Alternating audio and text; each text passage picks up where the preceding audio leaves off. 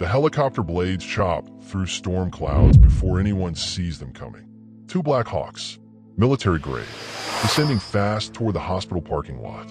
Devin Cross stands alone in the rain, termination letter dissolving in his hand. His blue scrubs cling to his chest. The orange jacket with the broken zipper does nothing against the cold. He doesn't look up at the sky yet. He's too busy watching his life fall apart. 33 years old, single father, fired. The letter says terminated effective immediately. No explanation, no hearing, just done. His daughter, Noor's asthma medication costs $200. Her school fees are due Friday. The rent is already 3 weeks late. He thinks about calling his sister, asking for help again. The thought makes his stomach turn. Around him, the parking lot is nearly empty. Early morning shift change. A few nurses rushing to their cars. Nobody looks at him. Nobody ever really does. Inside the hospital DR, Reese Callum probably stands at the nurse's station, arms crossed, satisfied. Callum who talks down to him in meetings. Callum who calls him son like a slap. Callum who couldn't stand that the hospital board praised Devin last week for saving that gunshot patient. The patient Callum misdiagnosed. That's what this is really about. A black nurse knowing more than a white doctor. Can't have that. Devin closes his eyes. Rain hammers his face. Hi viewers, kindly tell us where you're watching from and what time it is. The ground starts to vibrate. At first, he thinks it's thunder. Then the vibration gets stronger. Rhythmic. Mechanical. The air pressure changes. Wind kicks up, whipping rain sideways. He opens his eyes. Two black shapes tear through the clouds. Massive, loud enough to rattle car windows. Helicopters. Not medical, not news. Military. They descend toward the loading zone. Rotors slicing rain into mist. The sound is deafening, primal. Inside the hospital, faces press against the glass. Nurses scream. Doctors duck. Security guards freeze, hands hovering near their radios. The helicopters touch down hard. Concrete cracks under the weight. Side doors slide open before the rotors even stop spinning. Soldiers jump out. Full combat gear. Rifles slung across their chests. They move with purpose, scanning the area like they're in a war zone. One points directly at Devin. There, that's him. Devin's heart stops. What? The lead soldier, older, battle-worn, marches straight toward him. His uniform is soaked instantly. His eyes are locked on Devin's face like a targeting system. Behind the glass, Dr. Callum stumbles backward, mouth open. The soldier stops 3 feet away. He snaps into a salute. Sharp, military precise. Specialist cross. The soldier says, voice cutting through the rotor noise. You're urgently needed. Right now. Devin stares. Specialist. The word hits him like a fist. Nobody here knows that name. Nobody here knows what he used to be. The soldier doesn't wait for an answer. 2 downed helicopters in the storm. Critical survivors on board. No medic in the region has your battlefield trauma certifications. His voice drops. We need your hands now. Inside the hospital, nurses whisper. Doctors pull out their phones. Security doesn't move. Callum's face drains of color. Devin looks at the termination letter in his hand. The ink runs down his wrist like blood. He looks at the soldier, then at the helicopter behind him, blades still spinning, waiting. The soldier leans closer. Men will die in the next 10 minutes without you. Have you ever been underestimated by someone who thought they knew you? Drop a comment below. The hospital doors burst open. Dr. Callum shoves through, white coat flapping. His face is red. His hands shake. Wait, what's happening here? The soldier doesn't turn. His eyes stay on Devin. Callum stops 10 feet away, breathing hard. This man was just terminated. He doesn't work here anymore. You can't just. Major Kessler, United States Special Operations Command. The soldier's voice is steel. I'm not here for hospital business. Callum blinks. Special operations? There must be some mistake. He's just a nurse. Part-time. Kessler's jaw tightens. No mistake. More staff pour out into the rain. A resident doctor. 2 security guards. A senior nurse who trained Devin years ago. They huddle under the awning, staring. Devin stands between them all, soaked, silent. His mind races. They found him. After 5 years of hiding, of keeping his head down, of letting people think he's nothing. They found him. Kessler turns slightly, addressing the crowd without looking away from Devin. This man holds advanced battlefield trauma certifications. He's trained elite military personnel in emergency medicine under combat conditions. Gasps ripple through the staff. The senior nurse covers her mouth. Callum laughs. It sounds hollow. That's absurd. I've worked with him for 2 years. He never mentioned. Because he didn't want to, Kessler snaps. And frankly, that's none of your concern. Callum's face goes from red to white. Devin finally speaks. His voice is quiet. Steady. Major, I left that life behind. Kessler nods once. I know. Your file says why. The words land heavy. Your file says why. His wife. The delivery room. The moment everything changed. Noor, tiny and screaming, placed in his arms while doctors worked frantically behind the curtain. The moment he became a father and lost his partner in the same breath. Kessler softens just slightly. I wouldn't be here if it wasn't critical. 2 helicopters went down in the storm 40 miles north. 6 survivors. 3 critical. The nearest trauma surgeon is 2 hours out. He pauses. You're 20 minutes away. Devin looks at his hands. They're steady. They've always been steady, even when everything else falls apart. Behind him, another soldier approaches, carrying a tactical medical bag. He sets it at Devin's feet. We have your gear, sir. Sir, the staff murmurs. Callum steps forward, desperate now. This is highly irregular. I'm calling the chief of staff. Security, escort this man. Touch him, Kessler says, voice dropping to a growl. And I'll have you arrested for interfering with a federal operation. Silence. Even the rain seems quieter. Callum's mouth opens, closes, opens again. Nothing comes out. Devin picks up the medical bag. It's heavier than he remembers. Or maybe he's just older. He looks at Kessler. What's the injury profile? Kessler's expression shifts. Relief, respect, blunt force trauma, possible spinal, internal bleeding, one with a tension pneumothorax developing. Devin nods. Pneumothorax first, bleeding second, spinal immobilized during transport. Exactly. The senior nurse steps forward, tears in her eyes. Devin, is this real? He meets her gaze. Yeah, Ms. Lorraine, it's real. She nods slowly, then goes save them. Callum makes a strangled sound. You can't be serious. He was just fired for. Kessler finally turns to face him fully. For what? Callum freezes. I asked you a question, doctor. What was he fired for? The parking lot is silent except for the helicopter rotors winding down, then back up. Callum's mouth works. Policy violations. Insubordination. Insubordination.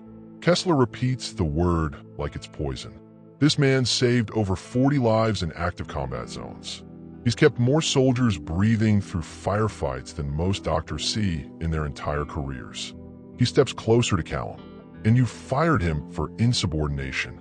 Callum backs up. Kessler turns back to Devin. We need to move. Now, subscribe if you believe people deserve to be seen for who they really are. Devin walks toward the helicopter. Each step feels like crossing a border he swore he'd never cross again.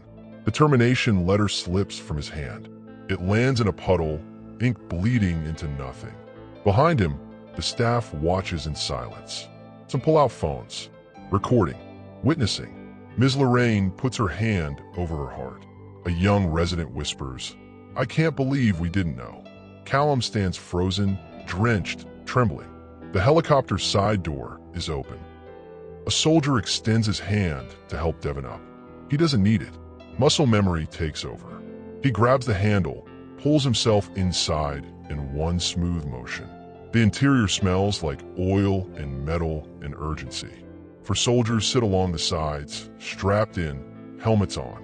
They nod as he enters. One hands him a headset. Devin puts it on. The noise cancels out. Now it's just voices. ETA to crash site is 18 minutes. The pilot says through the comms. Weather's getting worse. Kessler climbs in last, sitting across from Devin. The door slides shut. The helicopter lifts. Smooth. Powerful. Through the window, Devin watches the hospital shrink below. The staff looks like ants now. Callum is a small, soaked figure, still standing there, still trying to process. The city spreads out beneath them. Gray, wet, endless. Kessler's voice crackles through the headset. I'm sorry we had to pull you like this. Devin doesn't answer right away. He opens the medical bag. Everything is there. Scalpels, chest tubes, hemostatic gauges. For kids. He checks each item by touch. His hands remember. How did you find me? Devin finally asks. We've always known where you were. That makes Devin look up. Kessler's expression is unreadable. You think we'd let someone with your skills just disappear? We kept tabs, respectfully, from a distance. Why now? Because today, you're the only option. The helicopter banks left, cutting through clouds. Lightning flashes in the distance. One of the younger soldiers leans forward. Sir, we didn't know you were working at a regular hospital. Why hide it? Devin's throat tightens. Because when people know who you are, they treat you different. Because when you're a black man with a military background, every move you make gets watched twice as hard. Because he wanted to be just Noor's dad. Just a nurse. Just normal. But he doesn't say any of that. Instead, he says, I had my reasons. The soldier nods. Doesn't push. Kessler watches him carefully. Your daughter. Noor. She's 10 now. Devin's chest tightens. Yeah. She at school. Should be. We'll make sure someone checks in. Unofficially. Just to make sure she knows you're safe. Devin's eyes burn. He blinks hard. Kessler leans forward. I know you left to protect her. To give her stability. I respect that. He pauses. But right now, 6 people need the man you used to be. The helicopter shudders. Turbulence. The pilot's voice cuts in. 2 minutes to sight. Visibility dropping fast. Devin straps the bag across his chest. Checks his gloves. His heart rate slows. Focus narrows. This is the part he never forgot.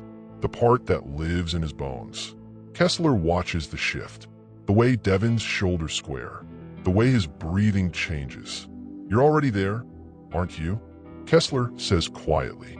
Devin doesn't answer. Through the window, he sees smoke rising through the trees. Wreckage scattered across a clearing. 2 helicopters mangled on their sides. Figures moving slowly. Others not moving at all. The pilot descends. What would you do if your past came back demanding everything you try to leave behind? The helicopter touches down hard. Door slides open. Wind and rain blast inside. Devin jumps out before the rotors stop, medical bag tight against his body. The ground is mud and broken branches. His boots sink with each step. Ahead, the wreckage is worse than he expected. One helicopter is completely on its side, tail snapped off. The other is crumpled, nose buried in the earth. Soldiers move around the perimeter, securing the area. One waves him over frantically. Medic, here. We need you here. Devin runs. His mind shifts into a mode he hasn't accessed in years. Triage protocol. Assess. Prioritize. Act. He reaches the first helicopter. A soldier sits against the fuselage, holding his arm at an unnatural angle. Compound fracture. Bone visible through the skin. Devin kneels. What's your name? Martinez. His voice shakes. Martinez, I'm Specialist Cross. You're gonna be fine. How's your breathing? Hurts. Left side. Devin presses gently on Martinez's ribs. He winces. Possible rib fracture. Possible punctured lung developing. I'm getting you stabilized. Stay still. He pulls out an M4 kit, find a vein on the first try. Starts a line. Hangs the bag on a broken piece of metal. Another soldier appears. Sir, we have 2 critical inside the second bird. Devin finishes splinting Martinez's arm. Stay here. Don't move. He runs toward the second helicopter. Kessler is already there, helping pull someone out. A woman. Unconscious. Blood all over her flight suit. Devin drops beside her. Checks her pulse. Weak. Rapid. He rips open her suit.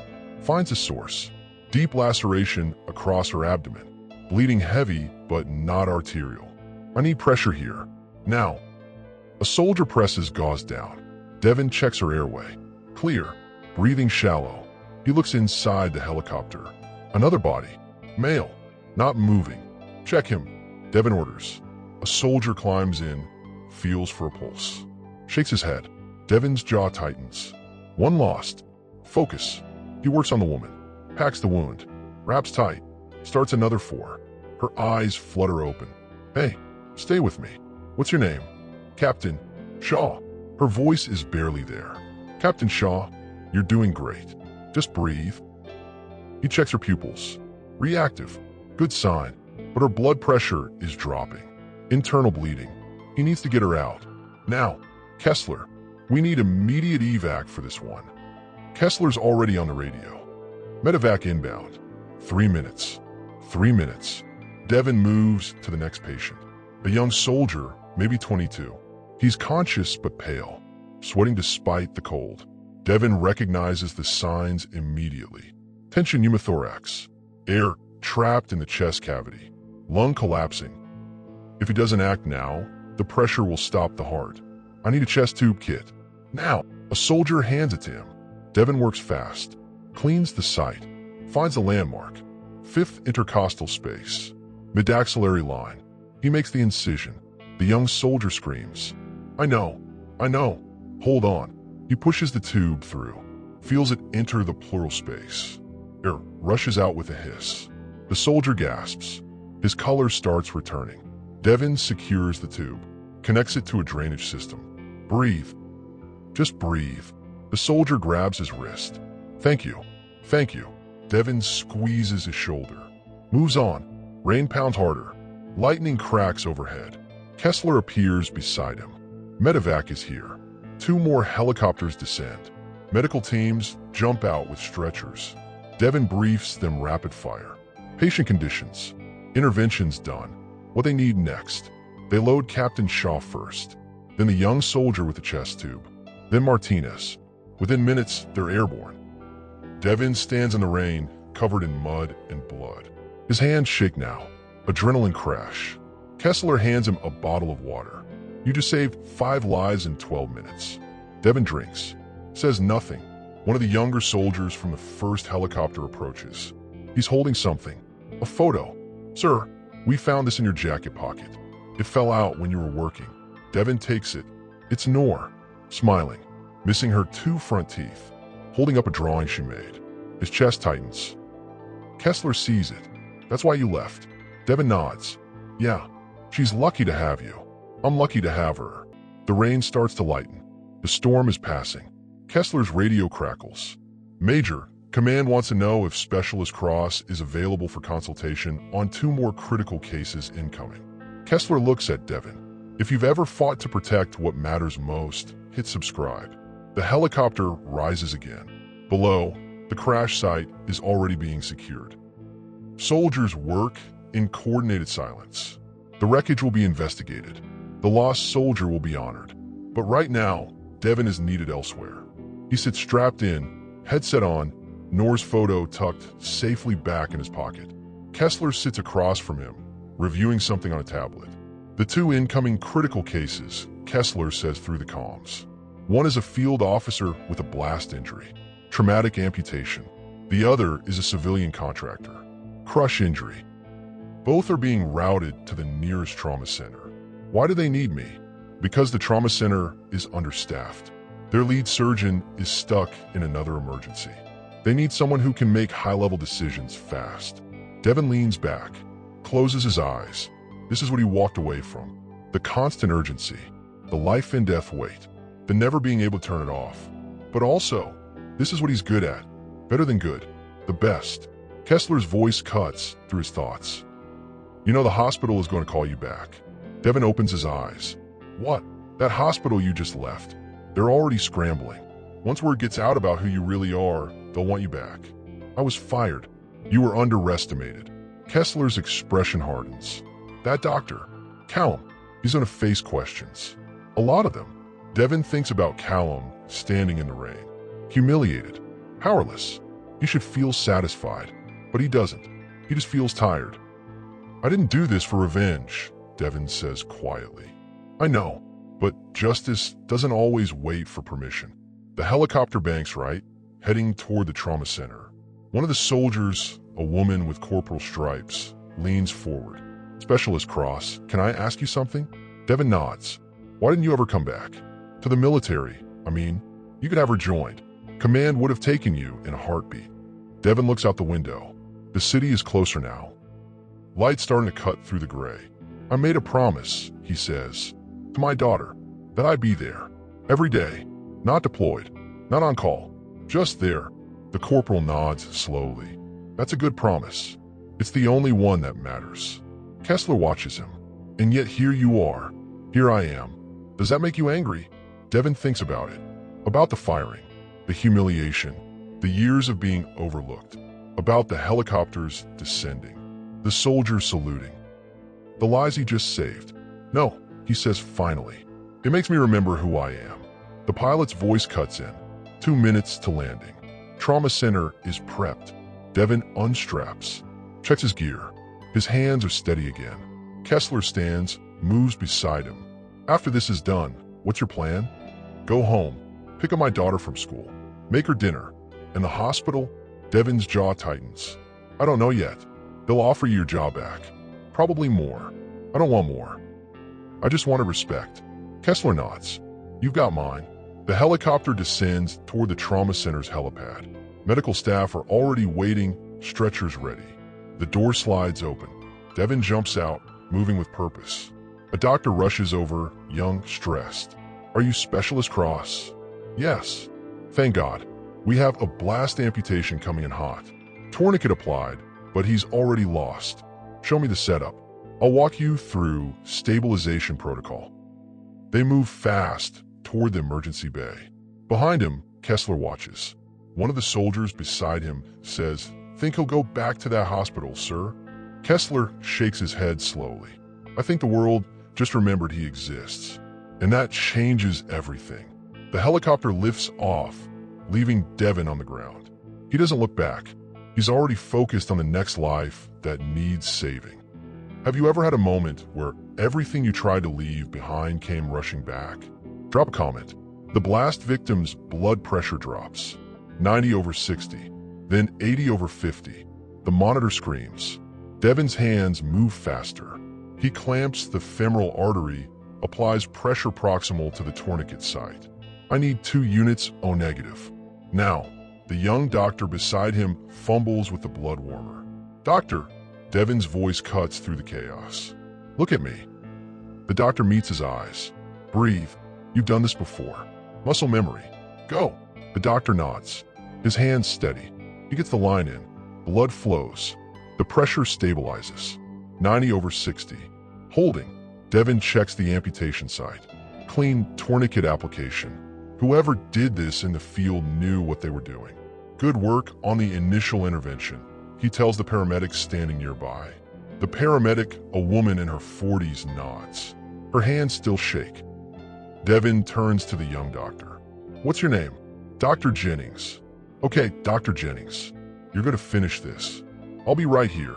Jennings stares. You want me to? You can do this. I'll guide you. But your hands need to learn. Jennings swallows hard. Steps closer. Devin walks him through it. Debridement. Hemostasis check.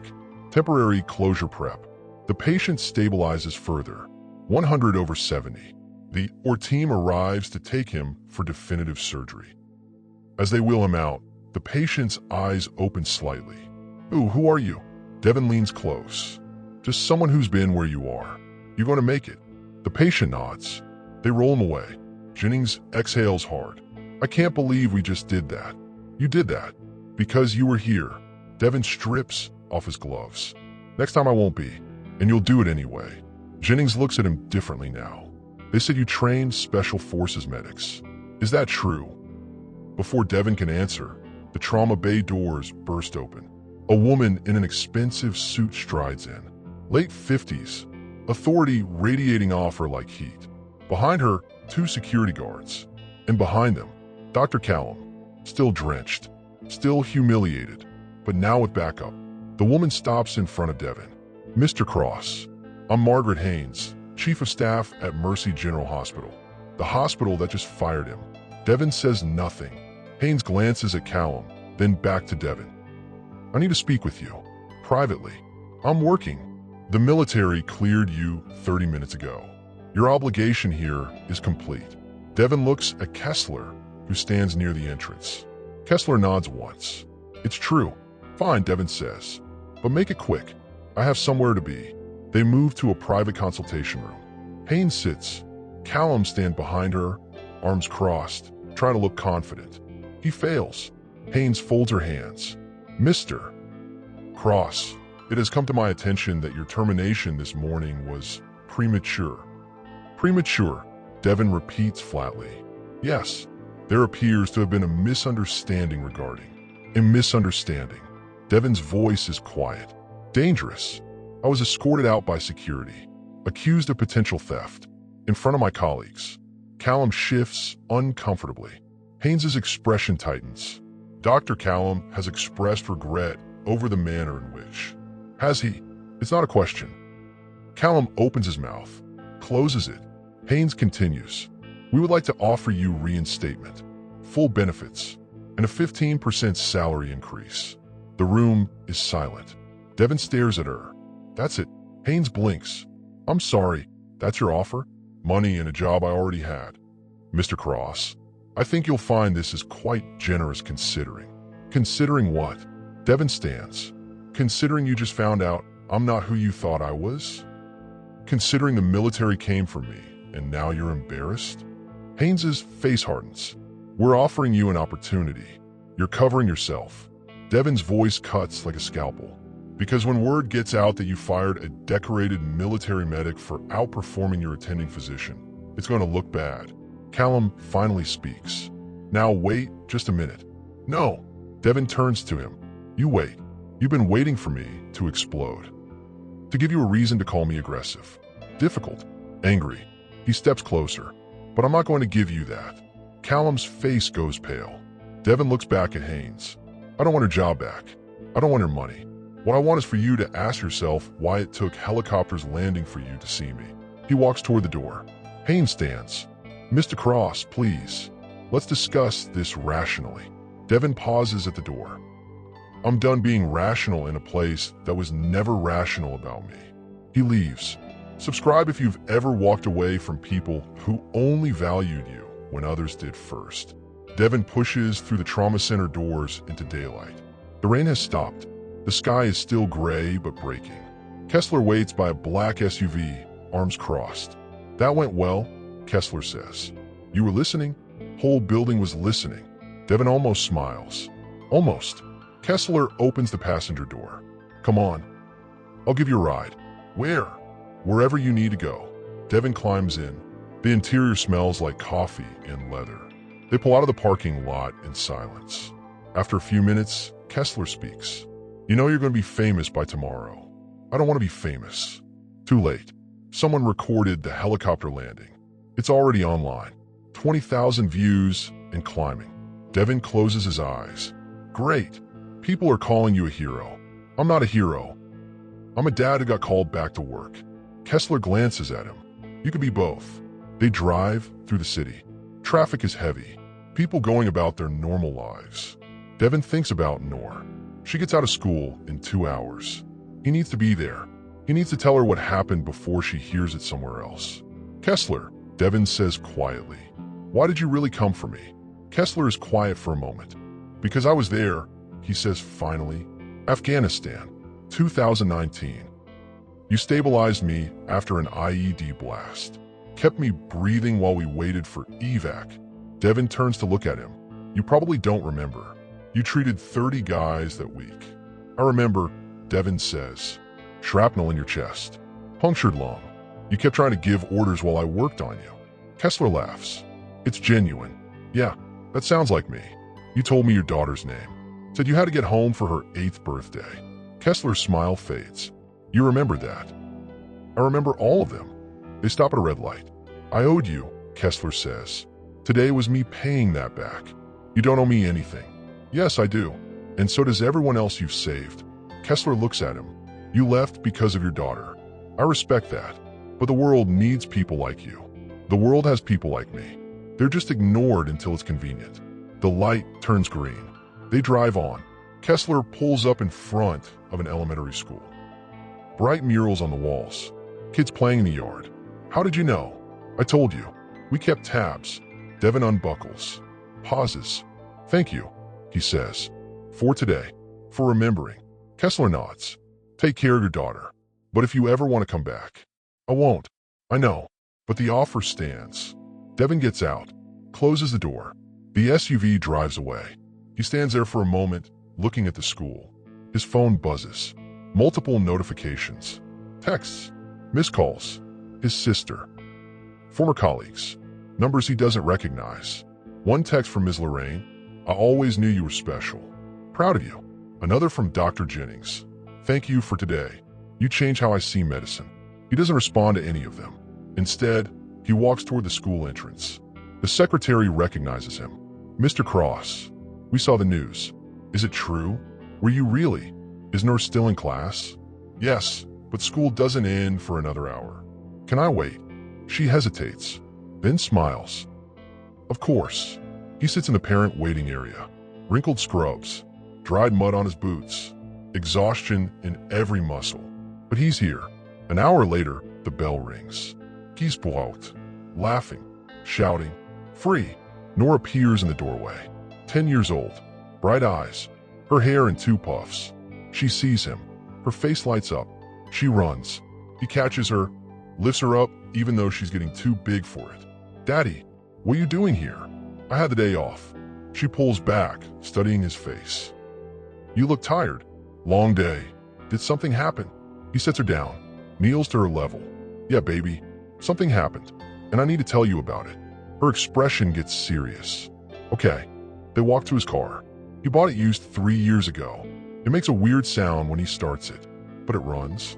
As they drive, he tells her, not everything, not the blood or the screaming or the soldier who didn't make it, but the important parts, that people from his old job needed help. That he went, that he did what he was trained to do. Nora listens quietly. When he finishes, she's silent for a moment. Then she says, are you going back? To that old job? No. Why not? He looks at her in the rearview mirror. Because you're my job now. The most important one I'll ever have. She smiles. If you've ever chosen family over everything else, hit that subscribe button. They stop at the grocery store. Normal, mundane, exactly what Devin needs. Nora pushes the cart while he picks ingredients for dinner. Pasta, tomatoes, garlic, her favorite. She talks about school, her math test, the boy who keeps pulling her hair. Wanting to talk to him. Devin asks, no, that's embarrassing. I'll be subtle. Dad, you're 6'3". You can't be subtle. He laughs. It feels good. They're in the checkout line when someone recognizes him. Excuse me, are you the guy from the video? Devin turns. A young man, maybe 25, holding his phone. The helicopter thing? That was you, right? People in line start looking. Nora moves closer to Devin. That was me, Devin says quietly. Bro, that was insane. Can I get a picture? I'd rather you didn't. The guy's face falls. Oh, okay. Yeah, sorry. He backs away, but now others are staring, whispering. The cashier's eyes widen. Oh my God, you're him. Devin pays quickly, takes the bags. They walk to the car faster than normal. Dad, Nora says once they're inside. Are you in trouble? No, baby, I'm not in trouble. Then why do people keep staring? He starts the car. Because sometimes when you do something good, people pay attention. I don't like it. Me neither. They drive home. Their apartment is small. 2 bedrooms. The heater makes noise. The carpet is old, but it's theirs. Devin cooks while Nora does homework at the kitchen table. The normalcy settles over him like a blanket. This is what he left for. These quiet moments. His phone rings. Unknown number. He lets it go to voicemail. It rings again. Different number. Again. Finally, he answers. Hello, Mr. Cross. This is Janet Williams from NBC News. We'd love to schedule an interview regarding. He hangs up, blocks the number. Nora looks up. Who was that? Nobody important. They eat dinner together. She tells him about her science project. He helps her plan it. After dinner, she showers.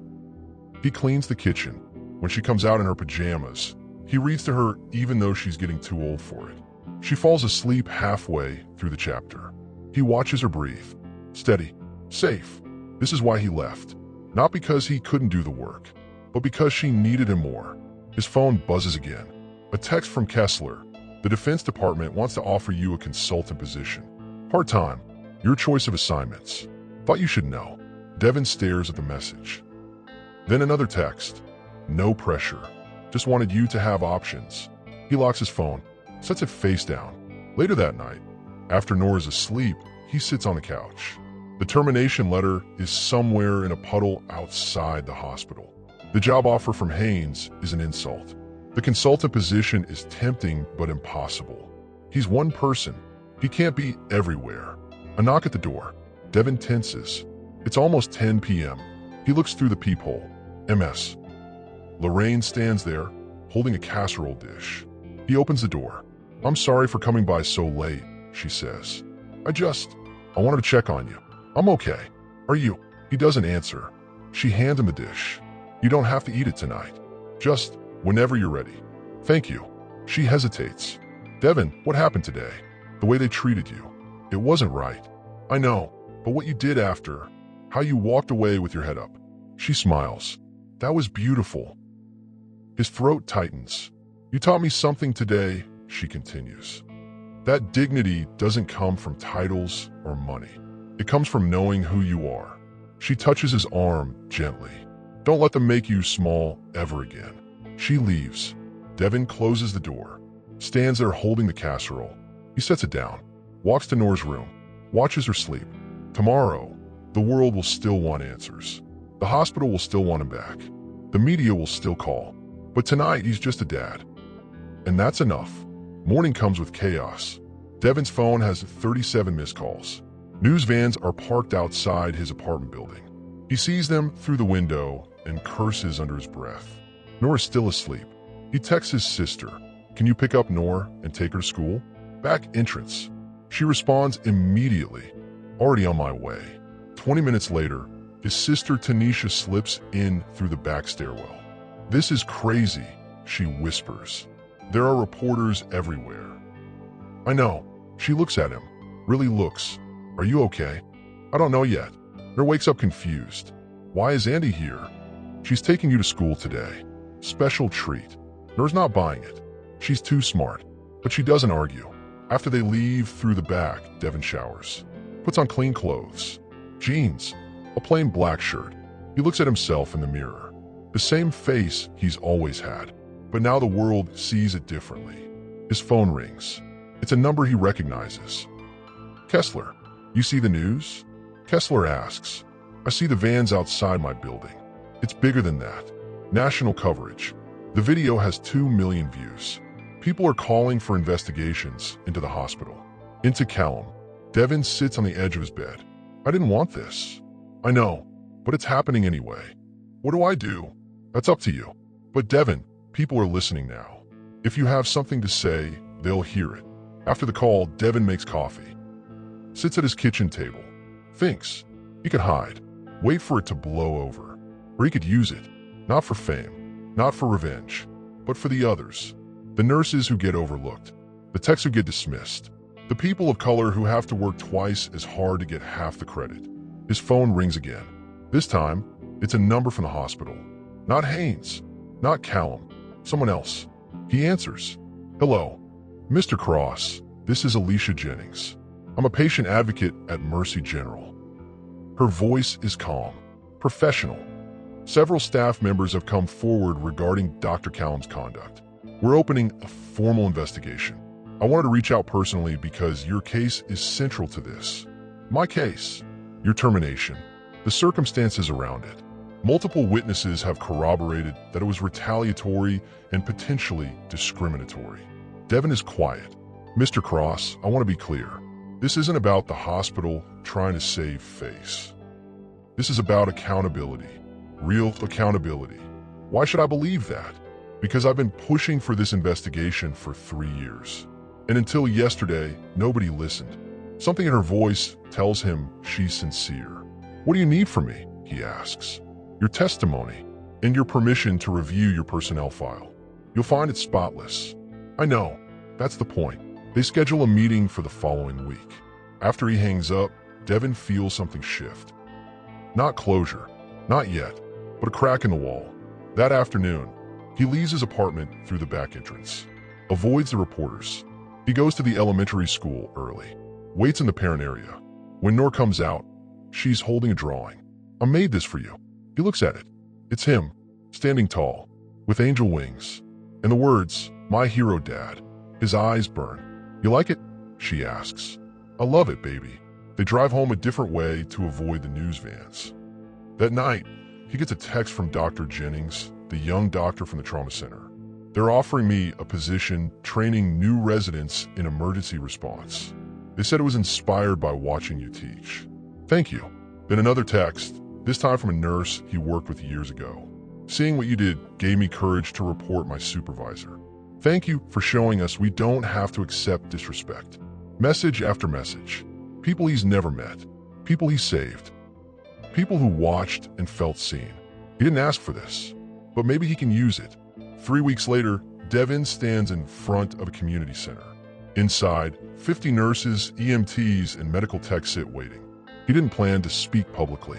Didn't want to, but after the investigation started, after Callum was suspended, after the hospital offered real reforms, people started asking him to share his story.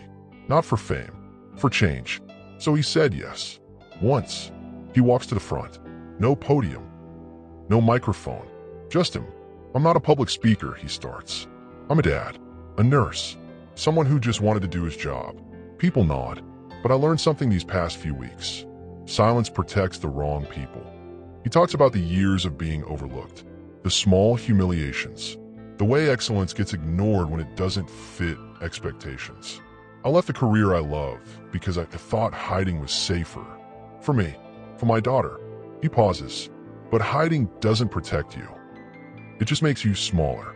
A woman in the third row wipes her eyes. "I'm not telling you to be loud, or angry, or confrontational. I'm telling you to be undeniable." He looks around the room. Do your work so, well, they can't ignore you. Document everything. Support each other. And when they try to make you small, stand tall anyway. After the talk, people line up to shake his hand, to share their stories.